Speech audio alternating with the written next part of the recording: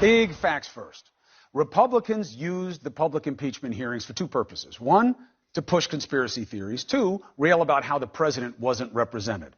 Now, here's the first fact. The president had a team of representatives in the form of these 10 congressmen.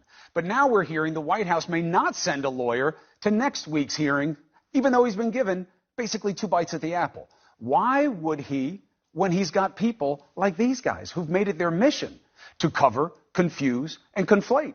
Congress is doing the work for him when they're supposed to be looking at him. Now, the main stick they're swinging, 4 separate conspiracy theories, all of which have been debunked. First up, maybe Russia didn't hack the DNC. Ukraine did. The president brought this up in a phone call with the Ukrainian president. The notion is demonstrably false. How? Every intel chief there is saying the same thing. Wasn't Ukraine. Ditto for an investigation by Senate Republicans. Wasn't Ukraine. Mueller spent 30 pages detailing how Russia did it. So who says Ukraine? Trump allies and this guy.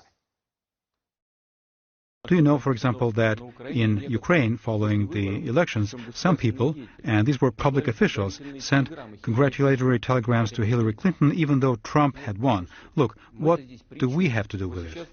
You have everything to do with it, except the president doesn't believe that. We'll get to that in a second. Now, the server. Where's the server? There never was a server. The DNC used a cloud-based email system. CrowdStrike is the company the FBI hired to make a copy and analyze it for them. CrowdStrike, by the way, is based in California. One of the co-founders was born in Russia, not Ukraine, and he moved to the U.S. as a teenager.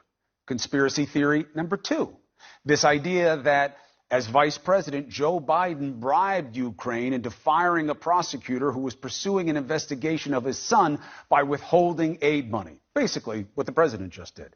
But what Hunter Biden did, you can argue it was wrong, but he was never the subject of a criminal investigation.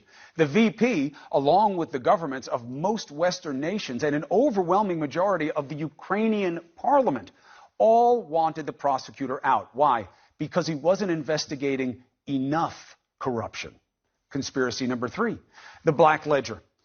The idea here is that Ukrainians doctored some books to make Trump's campaign chairman, Paul Manafort, look crooked and to hurt Donald Trump. Strike 1. Manafort's sitting behind bars right now for exactly the kind of work detailed in that ledger. Strike 2. They keep saying, and the Ukrainians don't believe it was real. Where's the evidence of that? Where's the evidence that it was forged? We haven't seen it. Strike 3. Russia did far worse to help Trump, and he's never had any problem with anything they've done, not even when standing on the world stage. I have President Putin. He just said it's not Russia. I will say this. I don't see any reason why it would be. Whew, that was tough to watch. The 4th and final conspiracy. A woman named Alexandra Chalupa, a former DNC consultant accused of working with Ukrainians to hurt Manafort and, by extension, Trump. The timeline is the problem for Trump here on this one. She started looking into Manafort on her own before Trump even announced his run. Now, Trump can't have a problem with that, right? Because he's okay with what Rudy's doing. While she may have later tried to get info on him from Ukraine, nobody at the DNC seemed to care. As for the validity, ultimately, she was right. Manafort's activities were criminal. And as Trump himself points out, where they go back 12 years. Like Manafort has nothing to do with our campaign. So then why does he care? These are 4 separate theories.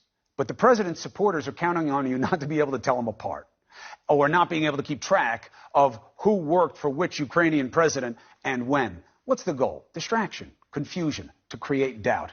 And that's the problem. That's why we have to check it. Because when it comes to something as serious as removing a president, clarity is key. So those are the facts.